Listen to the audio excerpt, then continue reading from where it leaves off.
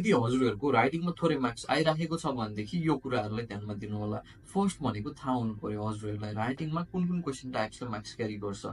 Writing आफैमा दुईटा question types छ, एउटा भनेको समराइज रिटन टेक्स्ट र अर्को एसे। अब राइटिङ राम्रो गर्नको लागि यो दुईटा क्वेसन टाइप्स मात्र राम्रो गरेर हुँदैन, अरू क्वेसन टाइप्सहरूलाई पनि ध्यान दिनुपर्छ। फर इक्जाम्पल एउटा रिडिङ छ, रिडिङमा हजुरको reading and writing fill in the blank छ जुनले चाहिँ राइटिङलाई मार्क्स क्यारी गर्छ।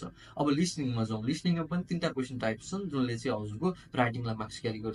फर्स्ट भनेको समराइज स्पोकन टेक्स्ट, त्यसपछि listening fill in the blanks, अनि अन्तिममा right from dictation. So writing overall सबै राम्रो गर्नको लागि चाहिँ हजुरहरूले यो सबै क्वेसन टाइप्सलाई चाहिँ प्र्याक्टिस गर्नु पर्यो, राम्रो स्कोर ल्याउनु पर्यो सबै क्वेसन टाइप्सहरूमा। मैले फेरि पनि एकचोटि हजुरलाई रिपिट गरिदिएँ, राइटिङमा आफैमा एउटा समराइज रिटन टेक्स्ट र एसे छ, र अब रिडिङ सेक्सनमा आउनुभयो भनेदेखि reading and writing fill in the blanks छ, अनि लिसनिङमा आउनुभयो भनेदेखि summarize spoken text, listening fill in the blanks अनि राइट फ्रम डिक्टेसन। सो यो सबै क्वेसन टाइप्सलाई चाहिँ हजुरले राम्ररी प्र्याक्टिस गर्नु होला, सो तपाईँले चाहिँ राइटिङमा राम्रो मार्क्स ल्याउन सक्नुहुन्छ। Thank you.